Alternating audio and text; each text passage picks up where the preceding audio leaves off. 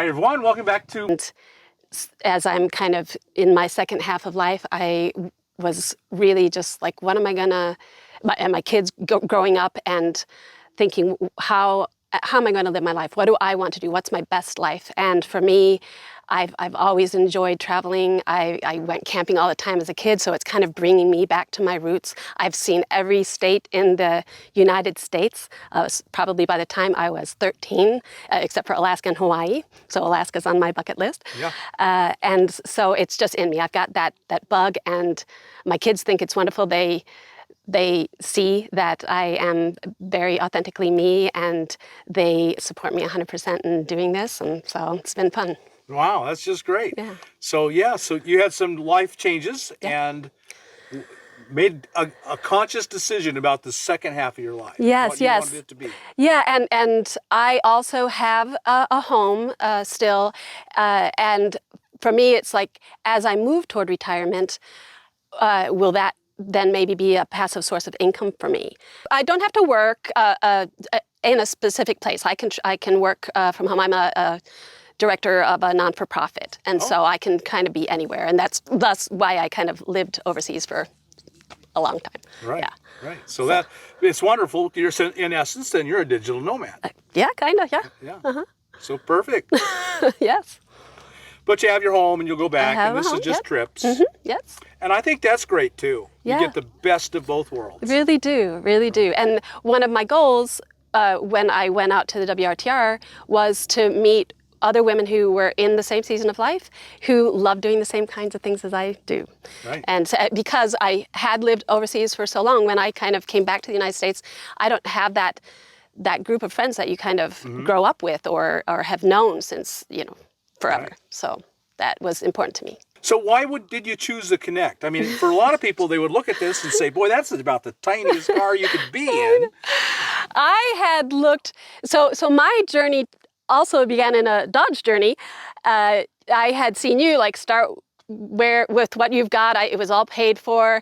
And I got this bug about a year and a half ago, again, thinking about my own transition in life. And I had started looking at RVs and then looked at the beautiful Transits and ProMasters and all of that. And for me, it was like, that's way out of my range for one thing, but I wanted a front wheel drive. I wanted something that was manageable for me, where I would feel very safe driving it and like I could handle it.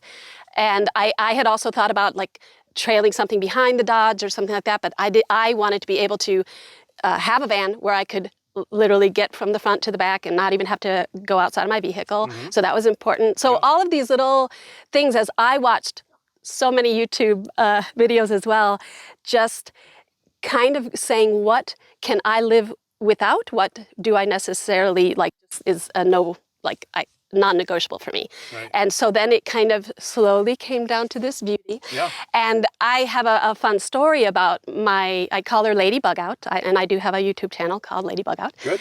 And my mom, I lost my mom several years ago, and she loved ladybugs. And when I was searching for a vehicle, and when I had gotten down to the Transits, I kept looking for white, because people say, if you want to be stealth, you want to look for white vans or something like that.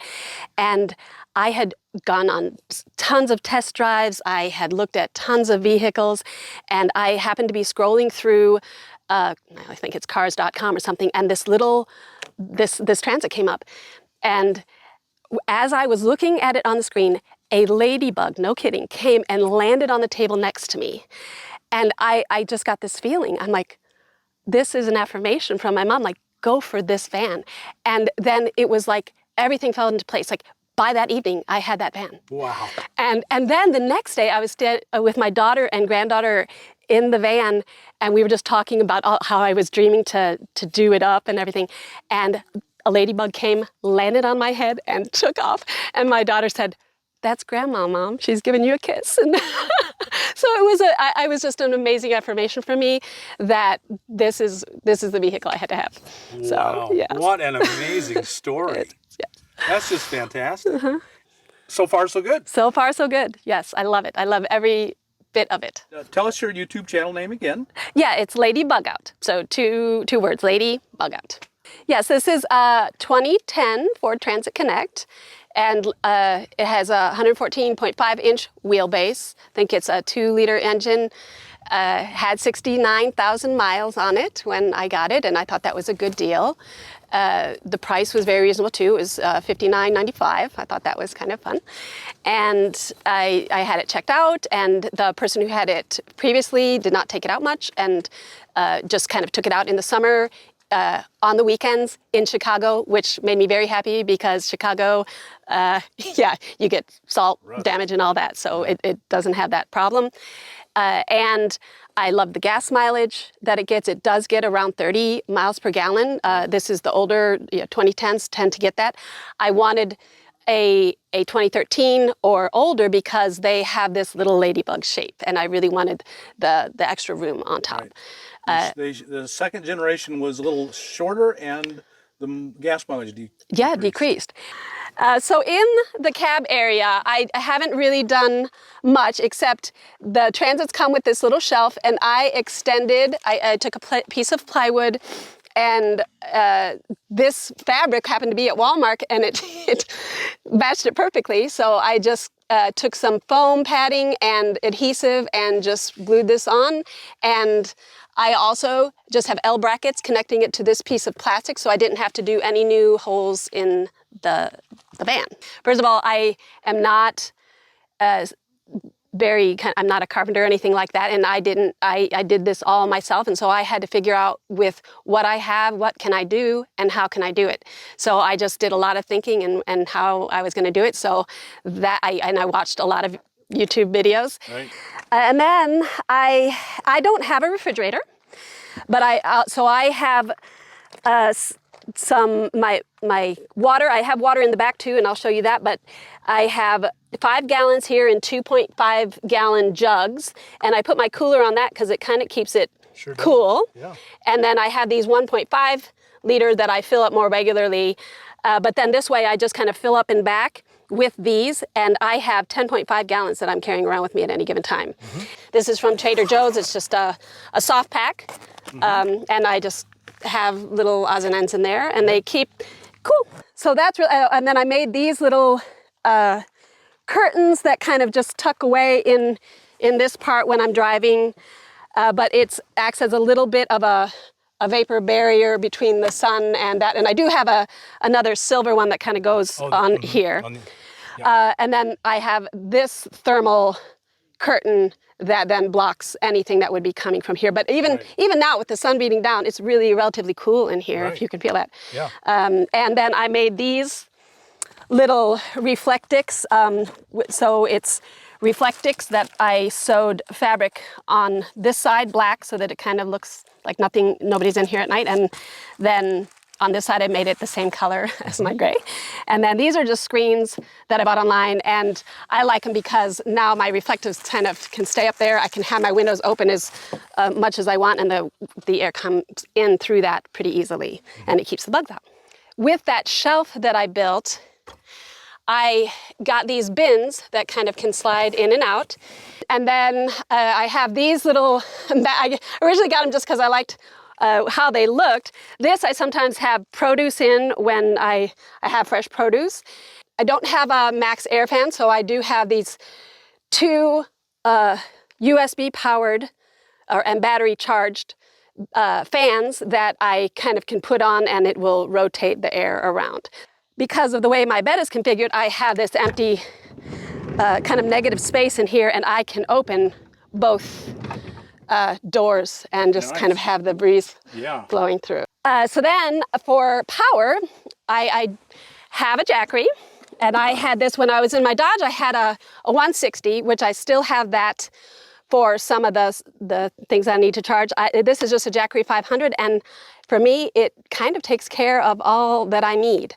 I haven't had any problems. I charge it while I'm driving, and I do have the 100-watt solar panel that's tucked behind the passenger seat here. And so my bed. I decided to configure this bed this way because of the mattress that I have. It is I had it in a meditation room in my home, and it makes into a couch without me having to have an extra piece that kind of holds up the back. It's a foldable. And so I have this bench here so I build it with a piece of plywood that you will see here. Right. And it is on these black legs that is from a company, and I forget their name. I think it's QLLY. It's a new company, and these screw right onto the plywood. Okay. And they're adjustable height. Then I got these pieces of plywood cut at Home Depot. They did it for me. These just sit on top of each other, and this slides out. And I have this little L bracket here that catches on the bench over this way. Right. So, and then because I couldn't have this guide rail on the other side because it kept hitting the cabinet right here, I got these little things that usually are for a table or a shelf, and they fit right under there on both the bench and this, and they make the perfect little lip, and they're very sturdy. And so this side of the bed fits on these, and this side of the bed fits, this little L bracket fits on this side of the bench when I pull it out. Right. So then on this side, again, because I do not have cabinetry skills, I looked online for something that I just liked the look of, and I put it together and then bolted it to the van.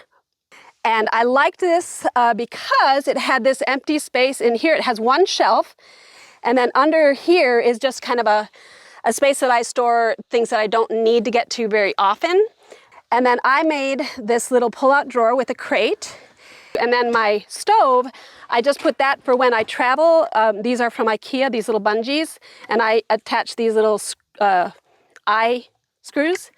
And then it doesn't move around when I'm on the road.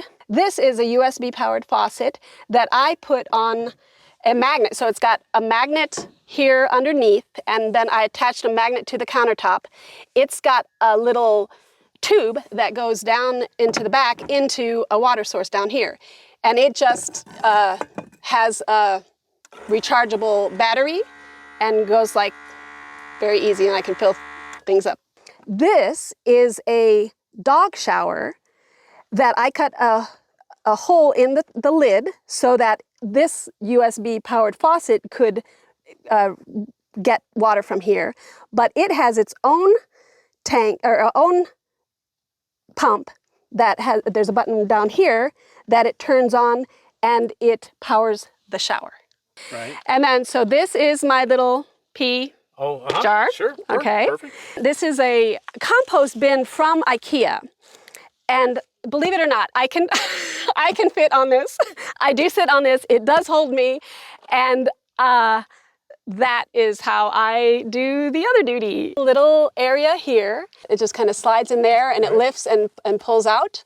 And then just like that. Nice. And then you attach a shower curtain to it. Plain old shower curtain. Yes. And this is what I was talking about before. So it is the shower head to that dog washer, and it just also tucks behind. So it comes out of the bottom. This comes out of the lid. I put that in, but it comes attached with this pump and this cord and different, this is kind of a quick release shower heads. And I like this one because I can stop it. I can turn on the pump, the water's not on, then I can come back here, turn it on, and I'm good to go if I close the shower curtain. And then just like this, and I've got magnets to hold it. Have magnets for the wind. And there you go. And then I have this as well that also opens up. So I'll open this up when I'm taking a shower, and it will keep water from getting in there. Yep. And so it can go like that. Right. This is a shoe holder. So it started here and it went down, so I just cut it off here.